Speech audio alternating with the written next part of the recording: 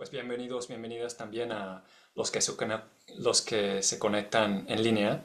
Incluso un amigo mexicano que está a 50 kilómetros de donde estoy yo ahorita, mi amigo Sadaketu, otro miembro de la Orden mexicano eh, que lleva una misión larguísima en Inglaterra. Tal vez un día regrese a México, quién sabe, pero está en una misión muy larga. También vive en un centro de retiros. Yo les hablo desde Padmaloka, que es un centro de retiros en Norfolk, que queda a 2 horas al este de Londres. Yo me mudé aquí hace un año más o menos, tras varios años basado en el London Buddhist Center, ¿no? Entonces, desde la metrópolis me he transferido al campo, donde escucho a búhos en la noche y no a coches.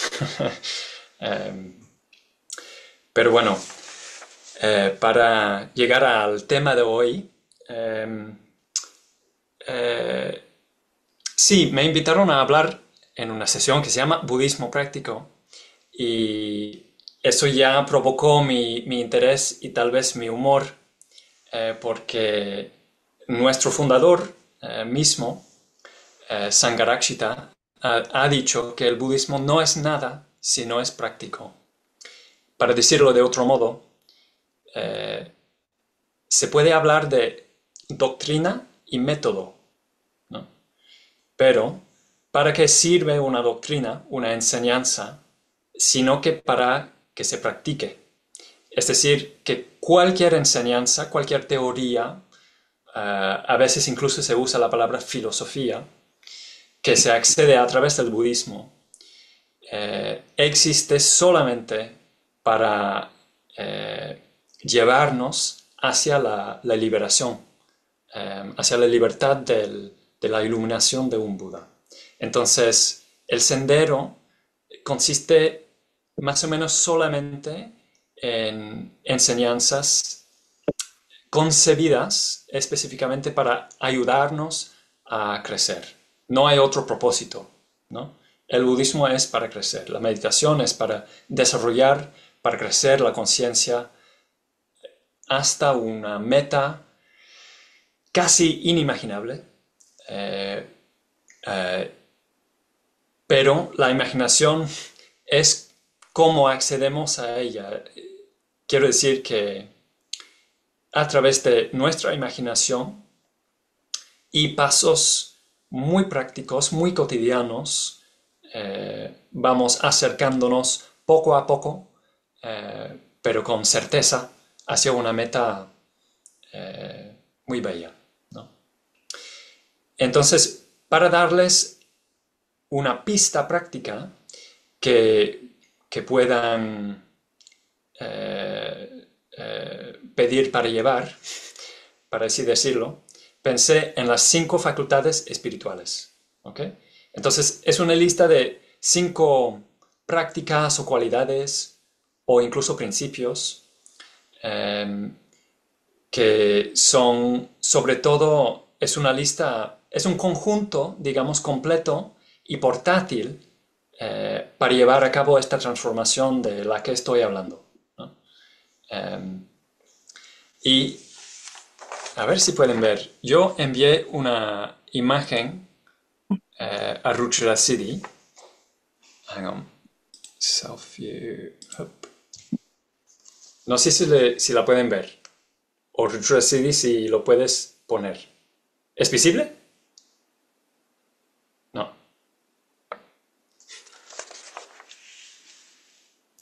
¿Sabe? No. Sí es visible, Prañamanas, se puede ver bien. Ok, ok. ¿La que te mandé o la imagen que... La Ok, imagen que estás enseñando ahí. ok, ok. No he podido decidir si esto es un mapa o una brújula. Pero entonces tendrá que ser nuestra mapa y brújula para hoy. Y denomina estas 5 facultades espirituales, ¿no? Que son fe, sabiduría, vigor, samadhi, esto lo voy a definir, todo equilibrado aquí en el centro por atención consciente. ¿Ok? Entonces, si por favor puedes proyectar la foto que te mandé, sería genial. Está bien si no. Em, ¿Por dónde empezar?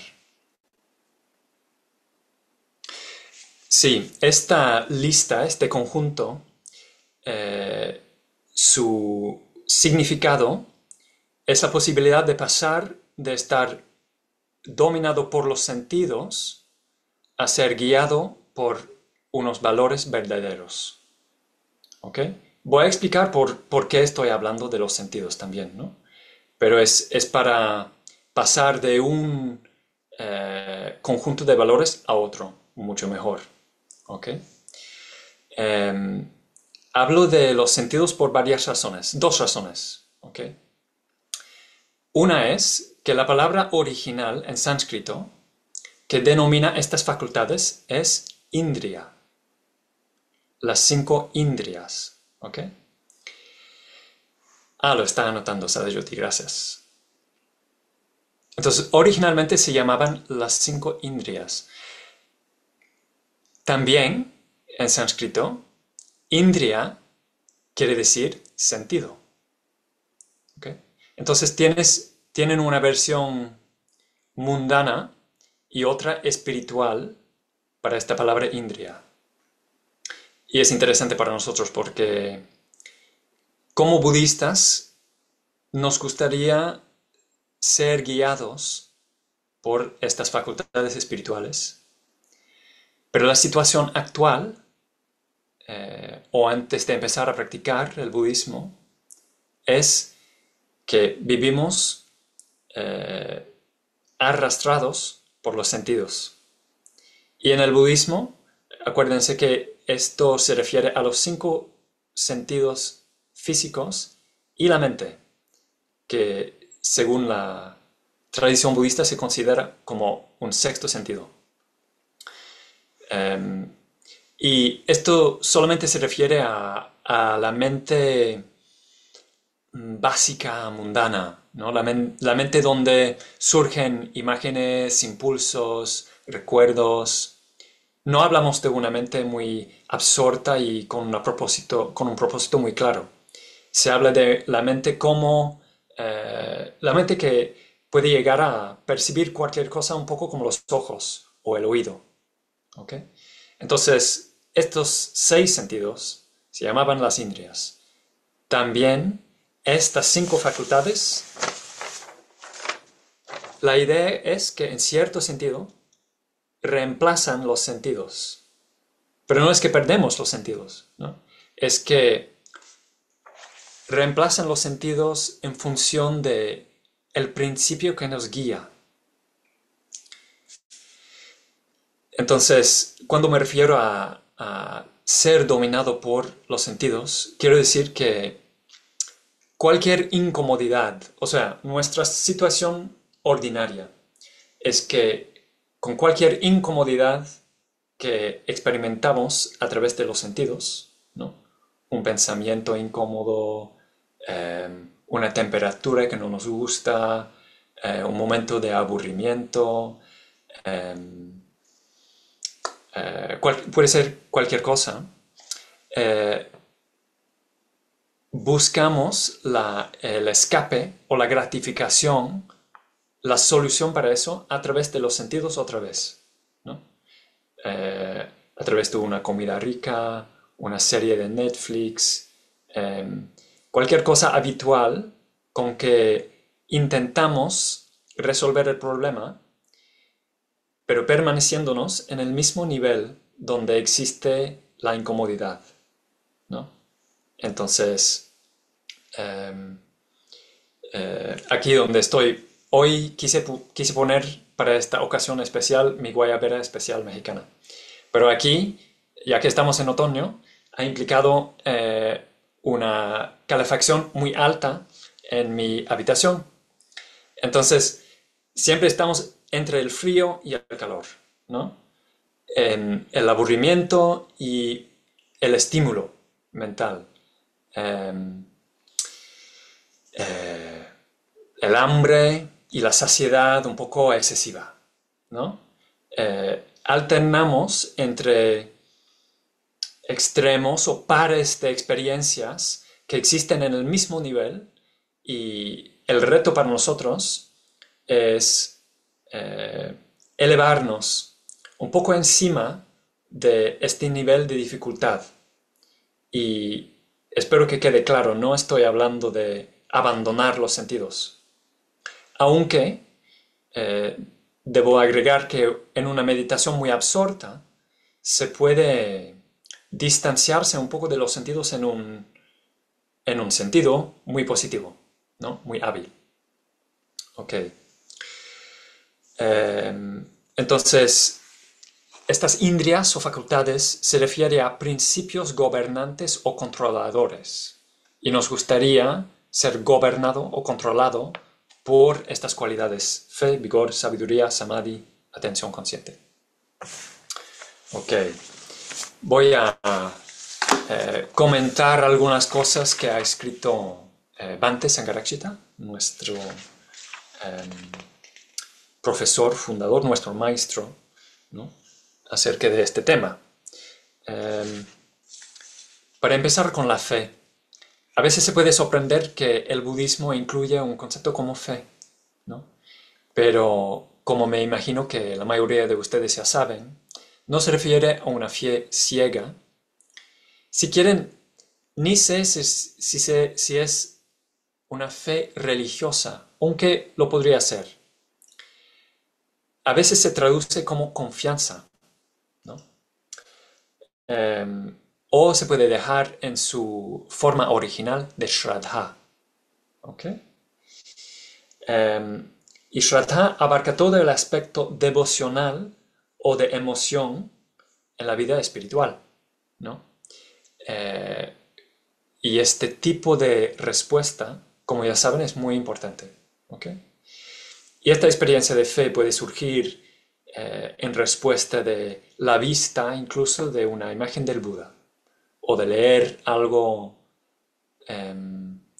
convincente y bello del budismo, ¿no? El mejor resumen, la versión más corta de lo que es esta cualidad, es lo último en nosotros respondiendo a lo último en el universo. ¿Ok? Otro dicho de Sankarakshita. Quiere decir que hay algo en nosotros que reconoce el valor, y esta respuesta es sobre todo emocional. Y no tiene que ser sentimental, ¿no? Digo emocional para señalar toda respuesta que tal vez todavía no comprendemos súper bien. Entonces puede, por ejemplo, llevarnos a un centro budista por primera vez a base de alguna convicción que vislumbramos solamente, como un atisbo de valor que sentimos, incluso si no podamos todavía explicarlo exactamente, ¿no? Es una fase sensible, porque si algo nos pregunta por qué estás yendo a este centro budista, ¿qué sacas de eso realmente, ¿no? Puede ser difícil explicarlo exactamente, es algo que se experimenta, ¿no? Y Shraddha cubre todo este rango, este lado de la experiencia. ¿Ok? Y el objeto más elevado de la fe, probablemente es obvio, es el Buda. Para nosotros los budistas, los valores representados por la iluminación y la budeidad son los valores más altos, ¿no? No solo en el mundo, sino en existencia. No solo en este mundo, sino en cualquier existencia que se pueda imaginar, ¿no? Entonces, se puede decir que la fe es la respuesta inicial que se puede desarrollar en una convicción total de la realidad de la budeidad, ¿ok? De que su iluminación sea real, ¿no? Real y posible para nosotros. Incluso es una añoranza para lo que sea posible, esta iluminación. Y pues me encanta esta cualidad porque no se refiere a un Dios en el que no nos podemos convertir, ¿no? En un Buda sí nos podemos convertir, es posible. Y nosotros lo reconocemos, creemos nosotros los budistas, porque nosotros ya tenemos alguna semilla de la misma cosa dentro de nosotros. Hay una expresión que me encanta en una tradición neoplatónica, ¿no? Muy amada de nuestro mismo Bhante, que dice que la flor no se giraría hacia el sol si no contuviera ya algo del sol en su interior. Entonces, la flor y el sol no son totalmente distintos. Yo creo que esto es la fe, la semilla de reconocimiento de un valor sumamente alto y bello. Okay. Pero tenemos este esquema porque se puede desequilibrar cualquier cualidad o muchas cualidades. ¿Okay? Por eso se arreglan en pares.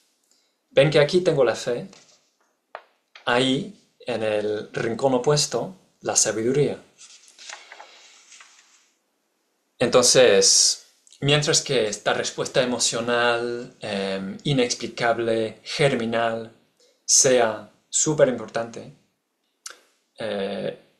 se puede convertir en algo ciego o fanático si no se equilibra con la sabiduría. Y la sabiduría es, si quieren, la conversión total de nuestra facultad más mental, más intelectual, ¿no? Si la fe es el corazón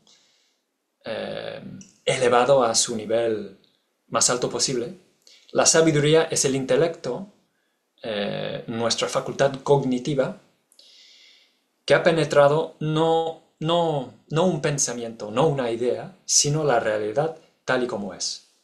Entonces la sabiduría consiste en reconocer cómo son en realidad las cosas, ¿no? A diferencia de las ideas poco sabias con las que normalmente vivimos, ¿no? Y hay una lista, una forma bastante breve para checar si estamos en un enfoque incorrecto, ¿no? Y es que, bueno, esta sabiduría consiste en ver que el mundo condicionado, es nuestro mundo, no puede dar una satisfacción permanente, incluso no puede ser permanente en sí y no contiene nada permanente, y es insustancial. Eso quiere decir que las cosas no tienen la realidad que normalmente les proporcionamos, les atribuimos. Cualquier cosa en el mundo ordinario tiene el potencial para decepcionarnos al final. ¿Okay?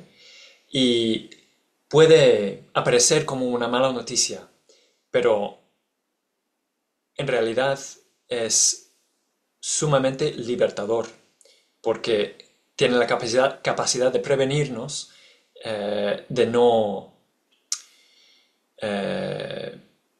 depender de algo mundano. El budismo quiere decir, en pocas palabras, que solamente lo trascendental es solamente en eso que se puede confiar totalmente. Okay. Yo creo que voy a completar brevemente la lista y después pedir sus preguntas, ¿no? No quiero tejer demasiadas ideas. ¿Bien? Okay. Vigor y samadhi. Vigor es energía, pero no solamente la energía. Es energía que quiere lo mejor.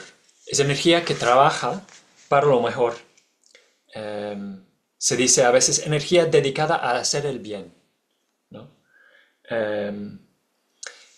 Y este tiene un lado objetivo que consiste en hacer lo que sea de ayuda para los demás. Entonces, el mundo objetivo, ¿qué necesita?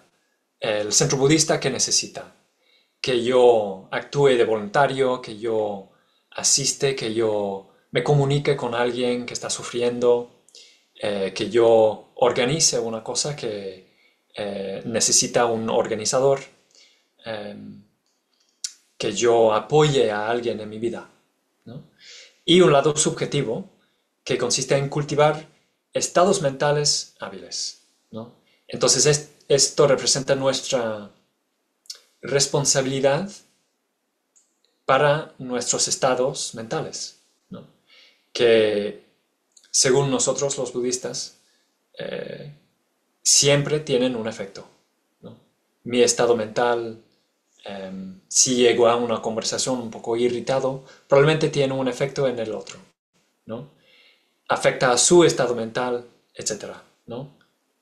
Sigue teniendo un impacto. Si, si logro habitar un estado generoso y con mucho corazón, estaré probablemente ayudando a los demás y los efectos se esparcen, se proporcionan y bueno, estamos en un modo creativo. Entonces, un lado objetivo, otro subjetivo, de vigor, ¿ok? Energía. Es decir, que podemos expresar nuestra energía en el mundo exterior, pero si nada más somos adictos a la actividad, ¿no? Puede ser neurótico. Puede llegar a ansiedad, a aceptar cualquier invitación o impulso que nos ayuda a evitar estar tranquilo, ¿no? Que a veces es lo difícil, ¿no? En un mundo que se mueve tan rápido, en nuestro mundo tecnológico, ¿no? Tengo el sospecho de que nuestro reto cada vez más es estar tranquilo o al menos tener la capacidad. Y muchas veces este lado objetivo y el subjetivo se entretejen porque lo que necesitan los demás son nuestros estados mentales hábiles, ¿no? Si alguien está disponible para las demás personas, ¿no? Y no enrollado siempre en su interioridad, esta persona puede ayudar al mundo. Ok. Entonces esto es vigor, nuestra tercera cualidad. Ahora samadhi. Esta es una palabra que tiene varios significados en castellano o en inglés. Puede ser mente enfocada o absorción meditativa. Y bueno, si hay un riesgo de que estos términos de concentración, ¿no?, de meditación, sugieran a nosotros algo estrecho y forzado, el samadhi se puede traducir más bien como la unificación del total de las energías de la psique. Entonces,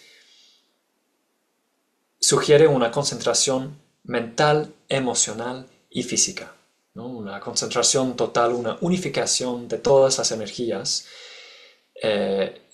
que se lleva a cabo sobre todo en la meditación, ¿no? O al menos en la capacidad de concentrarnos en una sola cosa hasta que lo hayamos acabado. En el nivel ordinario, esto es samadhi. Voy a buscar si hay otra cosa que quiero decir de esto. Sí, y el riesgo del extremo de samadhi, si el riesgo con vigor es una actividad constante, neurótica. El riesgo con samadhi es la inercia, ¿no? La pereza. Incluso un gusto para la meditación un poco estrecho, un gusto un poco estrecho para la meditación, que puede llevarnos, eh, por ejemplo, si uno vive en un centro de retiros, ¿no? Mi meditación todavía no ha llegado a este nivel, pero sería posible, ¿no? Que me gustan ciertas condiciones muy refinadas, muy particulares, ¿no? En las que insisto para que nada interrumpa mi estado meditativo. Si yo llegaría a esto, si yo llegara a este punto, no serviría mucho, de hecho, vivir en un centro de retiros que existe para dar la bienvenida a los demás y a apoyarles a ellos a desarrollar estados mentales más hábiles. Eh, Otro punto interesante aquí con este par de vigor y samadhi. Eh, no sé cómo es allá, pero aquí nos gusta pensar y hablar mucho, tal vez demasiado, en los temperamentos introvertido y extrovertido, ¿no? Bhante dice que una persona bastante desarrollada desde el punto de vista espiritual, en esta persona empieza a desaparecer esta distinción, ¿no? Esta línea un poco gruesa entre los dos temperamentos, las dos cualidades, introvertido, extrovertido.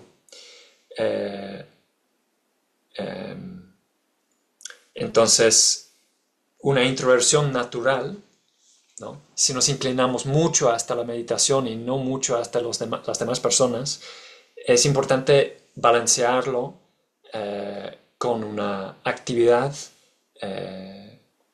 que nos lleva a abrirnos y a un trabajo saludable, ¿no? Ética. Y si nos inclinamos siempre hacia la actividad, siempre hacia lo que necesita la situación objetiva, sería bien tal vez desarrollar un interior un poco más fuerte, ¿no? Un poco más relajado, para ofrecer lo que realmente sea de valor. Entonces, incluso introvertido y extrovertido, este nivel de característicos eh, empieza a desaparecer de la vista, ¿no? Lo cual no quiere decir para nada que a una persona más desarrollada espiritualmente le falta carácter. Eh, Nos parece que una persona se convierte cada vez más en esta persona realmente, que habita cada vez más su carácter real, pero no dependemos tanto de nuestro temperamento muy específico. Podemos servir, hacer lo que sea necesario. Ok, yo creo que ya hace media hora que yo hablo, ¿no? Entonces voy a terminar muy rápido y después hablamos un poquito. El único principio gobernante o indriya o facultad espiritual que no pertenece en uno de estos pares es la atención consciente. ¿Por qué? Porque no puede desequilibrarse, no se puede poseer en exceso. La atención consciente siempre puede profundirse, no sé si tengo correcta la palabra, siempre se puede extender en otra esfera de nuestra vida. Está al centro de la brújula, esta mía, porque tiene la función de equilibrar las demás facultades. Es a través de atención consciente que no caímos en el extremo de vigor, o de samadhi, de fe, de sabiduría, ¿no? En nuestro lado intelectual, nuestro lado emocional, nuestra energía y actividad, nuestra introversión, meditación, a través de este agente compensador o balanceante, la atención consciente, con este apoyo, ¿no? El budismo puede darnos la posibilidad, eh, bueno, en un primer lugar, de no caer en extremos, pero aún mejor, de trascender la tendencia incluso de caer en extremos.